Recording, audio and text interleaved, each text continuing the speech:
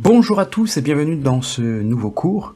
L'objectif de ce cours est de pouvoir découvrir toutes les fonctionnalités de la palette d'outils de conception.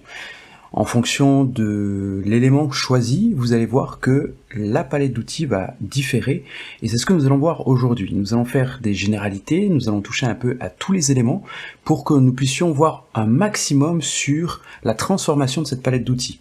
C'est parti, on y va.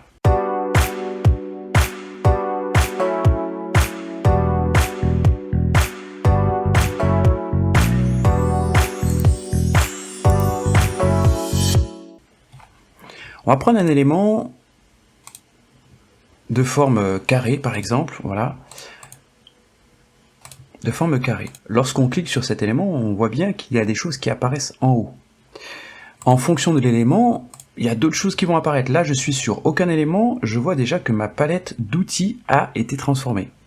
Si je rajoute une photo, par exemple, si je rajoute une photo, donc je vais dans plus, je rajoute ma photo, je vais choisir cette photo par défaut, et je me rends compte que ma palette d'outils, ici, a été encore une fois transformée.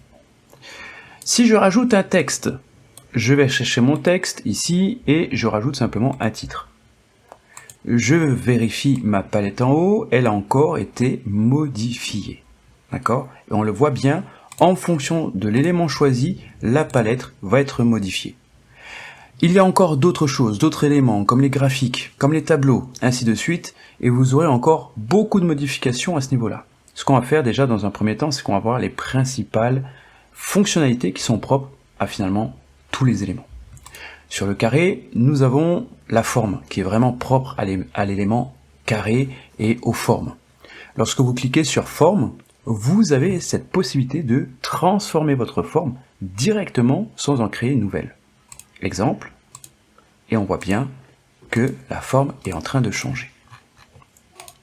Bien entendu, cette forme peut changer de couleur. À ce moment-là, vous cliquez sur couleur de la forme et non de l'écriture interne, couleur, et à ce moment-là, vous pouvez faire sans couleur, avec une couleur à l'intérieur, et vous pouvez changer, et bien entendu, vous pouvez créer votre propre couleur avec donc ce panneau.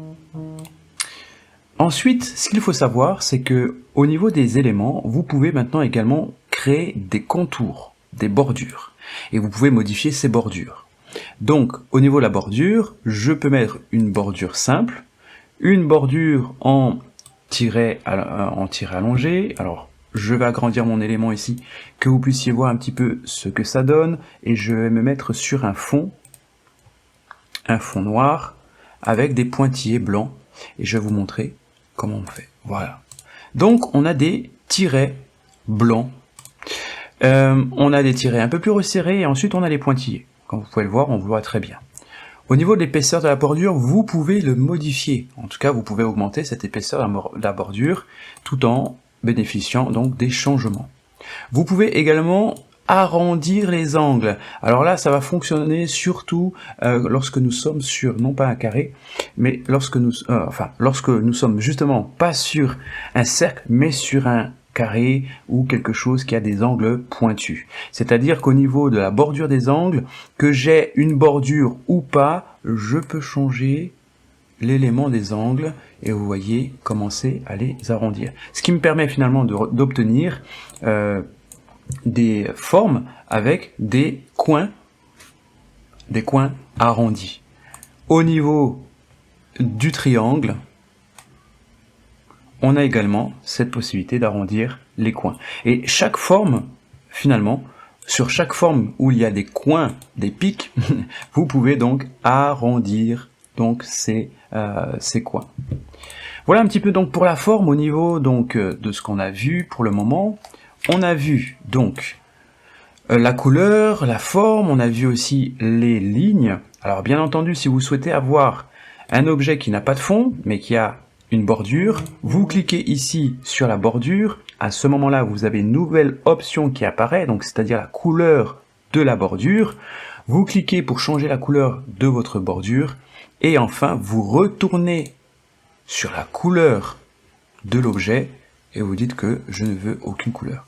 Donc du coup, vous avez bien un fond totalement transparent. Vous voyez, si je déplace, alors là, je vais le mettre par-dessus, je le fais avancer. Vous voyez, si je le déplace, on a bien un fond qui est transparent, contrairement à un fond qui serait blanc. Voilà, c'est très important d'obtenir et de faire bien cette nuance. J'ai bien un contour avec un fond totalement transparent. Au niveau donc de ces éléments forme, je le précise, vous avez la possibilité donc de pouvoir écrire à l'intérieur. Lorsque vous cliquez dessus, vous avez votre curseur qui change. Vous voyez, c'est un curseur qui est synonyme de texte. Si je clique ici, je rentre dans mon texte, j'ai exactement le même curseur. Donc ici, j'ai mon curseur de texte. Et dans mon curseur de texte, eh ben forcément, je peux écrire quelque chose. Texte. J'ai écrit quelque chose, mais mon texte est en blanc. Alors je vais changer la couleur en cliquant sur le A. Le A, c'est bien pour dire que c'est la couleur du texte. Je vais le mettre en bleu et je vais le mettre en gras. Vous avez gras, italique, souligné, et vous avez la possibilité de tout mettre en majuscule. Alors attention avec cette fonctionnalité de majuscule. Je vais augmenter tout ça et je vais changer la taille de la police. Je vais la doubler. Je vais écrire tout simplement à l'intérieur, je vais écrire 50. Attention donc avec la majuscule. Je vais remettre par défaut. Je vais bien le sélectionner et je vais tout remettre par défaut. La majuscule, c'est intéressant si votre texte est en minuscule. Si par exemple, votre texte est en majuscule, lorsque vous allez appuyer sur l'option donc de majuscule, eh bien ça va rien changer. Et si vous vous dites, ben comme je suis maintenant en majuscule et que j'appuie sur minuscule, ça ne va rien changer non plus. Pourquoi? Parce que votre texte est au préalable en majuscule. Par contre, si mon texte est en minuscule et que ma première lettre est en majuscule, et bien pareil, comme vous l'avez compris, ça va être tout en majuscule et ensuite ça va revenir à la forme initiale, c'est-à-dire que mon texte sera en minuscule sauf la lettre T. Voilà.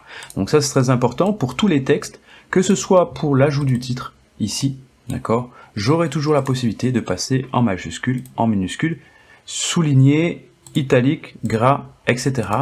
Les mêmes fonctionnalités qu'on a vues finalement par rapport au texte de cet élément.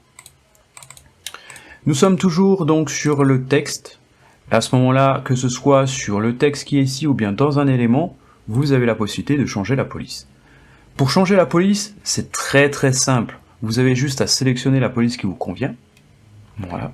Vous pouvez également chercher des polices qui seront plus adaptées à ce que vous cherchez. Donc par exemple, si vous cliquez une autre fois à l'intérieur, comme si vous voulez faire une recherche, vous avez bien entendu vos recherches précédentes, vous avez des suggestions également par rapport à votre modèle, par rapport à ce que vous allez créer, et puis ensuite vous avez donc ces fameux choix.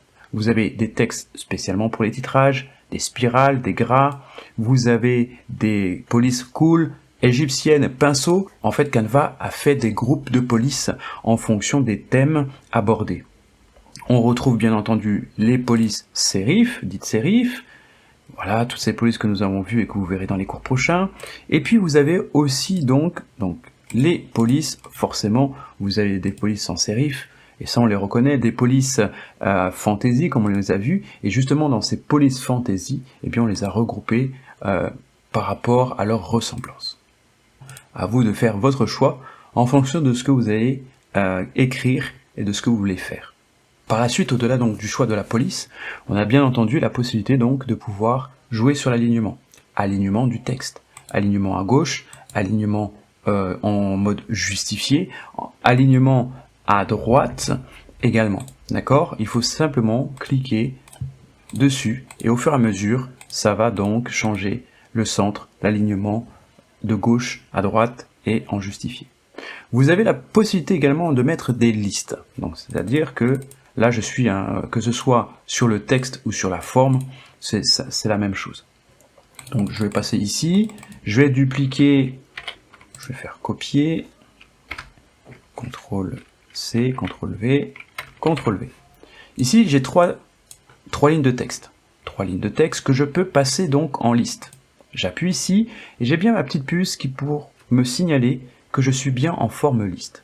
La liste, bon les puces c'est pas forcément ce qu'il y a le plus joli, on peut à ce moment-là mettre des numéros, c'est ce qui est proposé par Canva directement. Si par exemple vous souhaitez maintenant, ça vous plaît pas du tout, À ce moment-là, libre à vous de pouvoir créer vos propres puces. En fait, vous prenez par exemple un cercle, vous appuyez sur la lettre C pour avoir un cercle.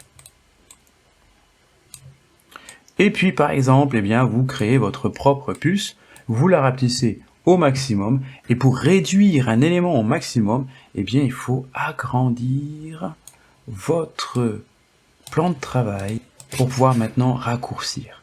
Alors ça va raccourcir en fonction donc de la police intérieure. Si votre police est à 31, il ne pourra pas diminuer plus. Donc nous, ce qu'on va faire, on va mettre notre police la plus petite possible, on va la mettre à 6. Et du coup, on peut maintenant réduire jusqu'à obtenir une taille de 6. Alors ce qui est intéressant avec les éléments, pour mettre des éléments comme puce, c'est que la forme, vous pouvez la changer. Et voilà, vous pouvez à ce moment-là changer votre forme rapidement pour donner donc une puce comme vous le souhaitez. Et ça, c'est plutôt intéressant. Voilà, c'était simplement une petite astuce pour vous. Je vous dis à tout à l'heure pour le prochain cours. Bye bye.